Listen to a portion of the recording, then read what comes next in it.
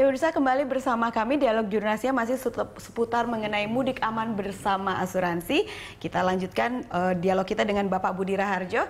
Pak Budi, jika saya katakan begitu ya, banyak asuransi di luar sana. Apa yang membedakan asuransi JP Aman khususnya dengan asuransi di luar yang ditawarkan oleh perusahaan-perusahaan lainnya, Bapak? Ya.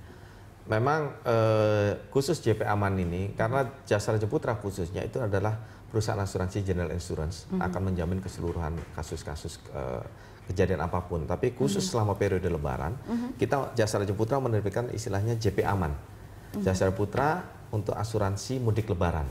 Jadi memang kita menawarkan untuk produk di dalam mudik Lebaran ini, dan berlakunya adalah 7 hari, dan itu adalah berlaku 24 jam, tidak hanya untuk kecelakaan lalu lintas jalan. Jadi aktivitas apapun, baik itu di jalan raya maupun di rumah ataupun kegiatan lain, dalam hal terjadi kecelakaan itu dijamin oleh Jasa Raja Putra. Oke, ini sudah tahun kedua dari JP Aman ini, begitu ya Pak. Bagaimana di tahun kemarin Pak?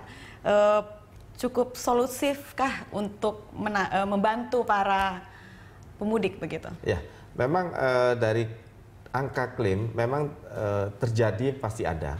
Dan justru inilah makanya di tahun 2014 ini kita makin tingkatkan pemasaran kita, kemudian penyampaian informasi kepada masyarakat itu kita galakkan, dan alhamdulillah dari H-7 sampai dengan H+1 ini itu sudah cukup banyak animo masyarakat untuk memanfaatkan ini. Oke, banyak yang membeli polisnya begitu Pak ya. Baik, terakhir Pak, untuk mudik 2014, walaupun sekarang sudah H-1, kira-kira ada himbauan apa untuk para masyarakat dan tips-tips agar nanti pas mudik ataupun pas kembali ke Jakarta, mungkin salah satunya mereka bisa lebih aman dan terhindar dari kecelakaan? Ya, kembali bahwa kami sampaikan himbauan kepada masyarakat, baik yang sudah melakukan mudik atau dalam 1-2 hari akan melakukan mudik, dan juga nanti pada saat arus balik, kembali kita menghimbau bahwa kendaraan adalah utama. Kemudian kecelakaan pasti diawali dengan pelanggaran. Nah, ini kita minta kepada masyarakat untuk tetap mematuhi aturan lalu lintas maupun rambu-rambu yang ada, dan juga arahan dari para petugas di lapangan. Karena ini merupakan sesuatu yang harus dipatuhi, karena semua orang bersamaan waktu dengan menggunakan jalan yang ada. Pasti kemungkinan terjadi musibah ataupun kemacetan pasti terjadi, sehingga faktor kesehatan apapun kestamina yang harus kuat itu juga harus dibutuhkan oleh masyarakat, khususnya para pemudik maupun yang akan kembali ke tempat tujuan arus balik lah. Ya. Pak, tadi kan di grafis kita lihat Jawa Timur cukup tinggi ya kecelakaannya dibandingkan Jakarta dan Jawa Tengah. Itu sebaran posko-posko kesehatan gratis yang disiapkan sepanjang jalan itu di mana saja titik-titiknya? Khususnya mungkin Jawa Timur di titik-titiknya. Memang kita selalu melihat dari data evaluasi itu daerah Pantura yang kita terapkan. Misalkan kalau masuk ke Jawa Timur itu mulai dari Ngawi, kemudian Madiun, Nganjuk, dan seterusnya, itu kita siapkan pos-pos pelayanan kesehatan kita yang bekerjasama dengan instansi terkait tadi. Nah, ini yang kami harapkan bahwa masyarakat dapat memanfaatkan pos-pos ini untuk memeriksa sesaat kesehatan seperti apa. Bagaimana animo masyarakat? Alhamdulillah dari beberapa tahun yang kita selalu lakukan, animonya cukup bagus ya, dan masyarakat mungkin juga semakin menyadari tentang kesehatan dan perluan stamina di dalam mengendarai kendaraan bermotornya. Karena banyak sekali juga perusahaan-perusahaan komersil menggunakan momen mudik ini untuk mereka promosi, sehingga membangun juga posko-posko.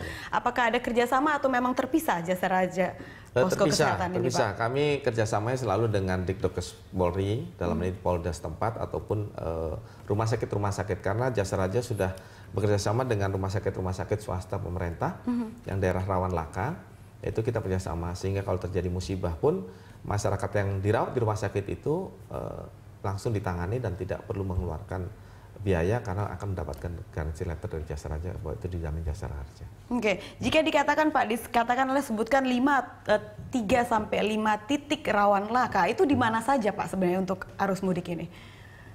Yang jelas paling titik tertinggi itu kira-kira 1-3 itu daerah mana saja? Sebenarnya Pak? Kan ini kadang-kadang kalau orang berkendara dari Jakarta menuju Jawa Tengah, ini kan tingkat kecapean itu pada saat akan memasuki Jawa Tengah.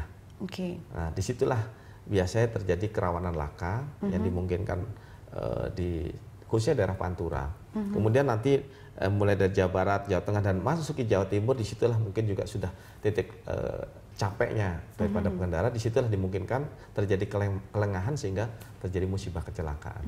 Gitu. Kalau kendala yang dihadapi Jasara Harja apa saja biasanya, Pak? Kendala untuk membantu para pemudik, karena kadang-kadang bukan saja situasi dan kondisi yang bermasalah, tapi mungkin ketertiban dari para pemudik juga seperti Bapak katakan sebelumnya. Ini apa saja sih sebenarnya kendala-kendalanya, Pak? Biasanya, wah kami tuh sudah berusaha melakukan ini, Mbak, tapi ternyata sulit di bagian tertentu. Nah, bagian-bagian apa saja ini, Pak? Ya, sebenarnya kembali sulit tidaknya bagaimana kita kerjasama ya. Dalam arti kata, masyarakat yang memang ingin dilayani dengan cepat, Jasa Raja pasti itulah tujuannya. Tapi kadang-kadang salah satu contoh, kalau bicara santunan, kita kadang-kadang meminta KTP, ini masyarakat tertentu ada yang belum memiliki secara penuh. Tapi Jasa Raja membantu, mendatangi kelurahan, paling tidak untuk mengetahui bahwa betul yang bersangkutan adalah warga daripada alamat yang ada atau di kelurahan setempat. Gitu. SIM kan juga membantu, Pak, selain KTP? Ya, SIM juga itu salah satu identitas. Karena kan mereka mengendara tidak menggunakan SIM kan, wah bahaya sekali begitu. Itu salah satu identitas yang memang kita bisa gunakan untuk pengajuan santunan ke Jasara Harja. Oke, baik, terima kasih Bapak. Ini ternyata waktunya sudah sangat mepet. Mungkin ada sepatah dua kata tambahan himbauan untuk para pemudik, silahkan.